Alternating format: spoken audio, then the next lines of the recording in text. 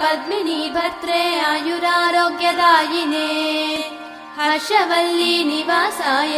सूर्यदेवं तव सुप्रभातम् उत्तिष्ठोत्तिष्ठ चायेश उत्तिष्ठ उषयोज्ज्वल उत्तिष्ठ पद्मिनी कान्त लोकानां मङ्गलं कुरु मातः समस्त जगतां मधुकैटभारेः सव्येतराक्षी परितोषिणि पद्मनीड्ये नाथानुबद्ध भुवनावनबद्ध दीक्षे प्रत्यक्ष दैवतरमे तव सुप्रभातम् छाये किलाश्रित वरप्रद कल्पकल्पे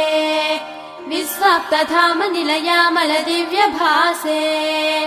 आयाहि शीघ्रमघनासिनि संश्रितानां